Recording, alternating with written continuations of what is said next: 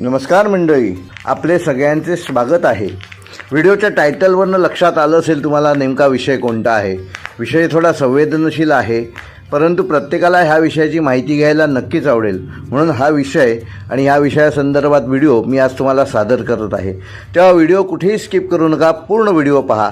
जे प्रथमतः आमच्या चॅनेलवर आले आहेत त्यांनी कृपया चॅनेल सबस्क्राईब करा आणि बेल आयकॉन प्रेस करा। तुम्ही पाहिलं असेलच की अनेक लोक आपल्या घराच्या आणि दुकानाच्या बाहेर लिंबू, मिरची, बिब्बा वगैरे बांधतात। आता बिब्ब्याची जागा काळ्या कोळशाने घेतलेली आहे।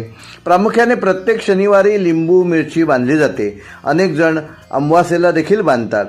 आपल्या वाहनांमध्येही काही लोक लिंबू, मिरची लटकवतात। काही लोक ह्याला अंधश्रद्धा मानतात, त्याचवेळी काही लोक लिंबू, मिरची लटकवण्यावर विश्वास ठेवतात। आपल्या व्हिडिओचा विषय हा नाही आहे की ही श्रद्धा आहे की अंधश्रद्धा आहे। आपल्या व्हिडिओचा विषय आहे की लिंबू, मिरची आणि बिब्बा, आता त्याच्या जागी कोळसा, ही लटकवण्यामागे नेमके कारण काय आहे हे आपल्याला जाणून घ्यायचे आहे। तेव्हा व्हिडिओ कुठेही स्किप करू नका। लोकांचा विश्वास आहे लिंबू, मिरची लटकवण्याने घरात नकारात्मक ऊर्जा प्रवेश करत नाही, असं देखील अनेक लोक सांगतात।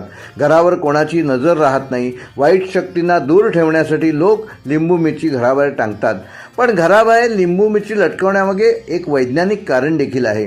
वाईट नजरेपासून संरक्षण तर मिळतेच, परंतु वास्तुशास्त्रानुसार घर आणि दुकानाच्या बाहेर लिंबू, मिरची लटकवल्याने आपल्या वास्तूवर व घरावर, दुकानावर वाईट नजर पडत नाही, त्यापासून आपल्याला एक संरक्षण मिळते। लिंबाचा आंबटपणा आणि मिरचीचा तिखटपणा वाईट नजरेचा प्रभाव कमी करतो, असंही काही लोकांचं म्हणणं आहे। लिंबू, मिरची टांगल्याने सर्व नकारात्मक ऊर्जा तुमच्या संपत्तीपासून दूर राहते, असेही काही लोक म्हणतात। जर तुम्ही हे दुकानात टांगले तर तुमचा व्यवसायही चांगला वृद्धिंगत होतो, असंही काही लोकांचं म्हणणं आहे।